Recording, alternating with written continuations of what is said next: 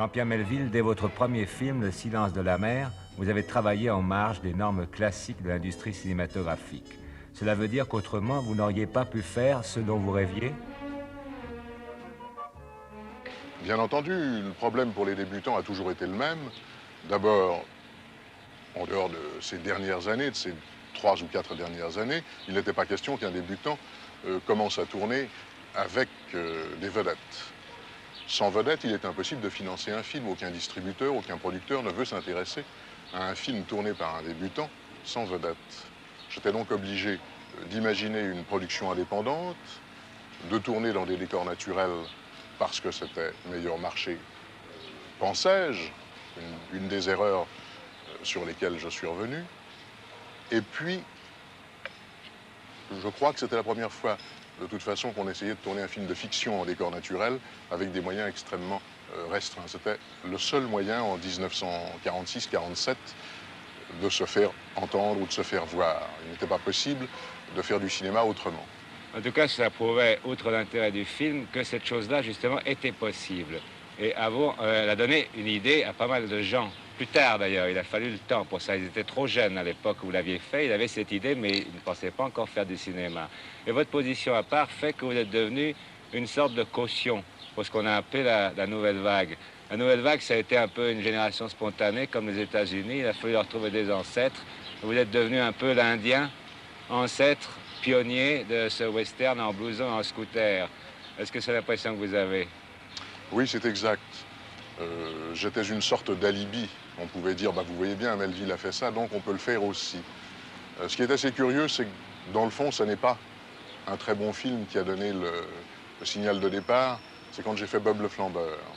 À ce moment-là, Chabrol, Truffaut, Godard et tous les autres se sont dit, tiens, c'est étonnant, on peut faire un film qui a l'air de coûter cher sans qu'il ait effectivement coûté cher, grâce à certains trucs que nous avons compris, nous, journalistes, nous, critiques, parce que nous voyons tous les films et que nous avons une grande culture cinématographique.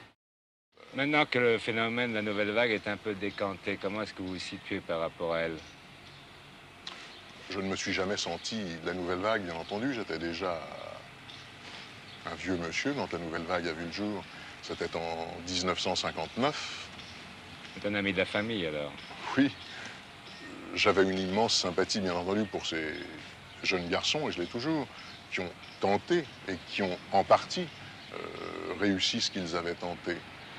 Il est certain que sur les 162 génies que nous avons comptés de la nouvelle vague, il n'en reste plus 162, il en reste un peu moins.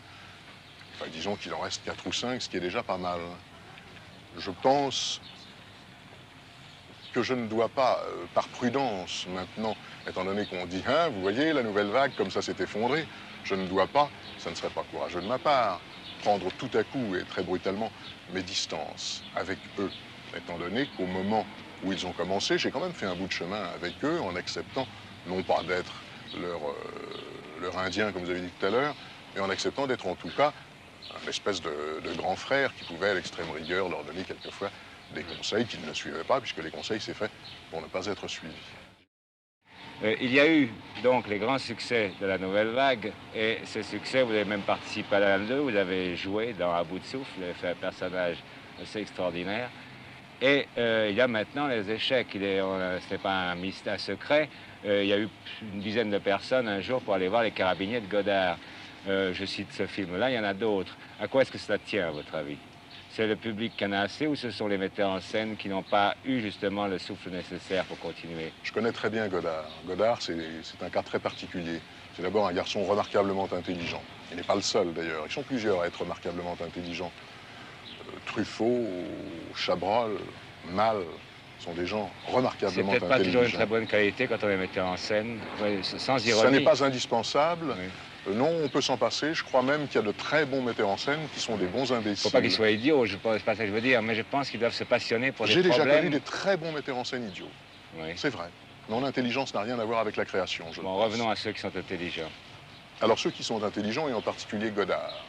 Godard est un créateur d'une forme extrêmement particulière, mais je ne suis pas tout à fait sûr que ce soit très exactement un cinéaste. Quand Godard a fait À bout de souffle, il est certain que ce film qui aurait pu être raté. D'abord parce qu'il a été trop long, et parce que Godard a été obligé de faire de nombreuses coupures dans le film, et qu'il a eu tout d'un coup l'idée de génie de couper dans chaque plan, au lieu de couper des séquences entières qu'aucun de nous n'avait jamais osé faire. Nous n'aurions pas pensé qu'il était possible de raccourcir un plan en coupant le début, en coupant la fin, en coupant le milieu.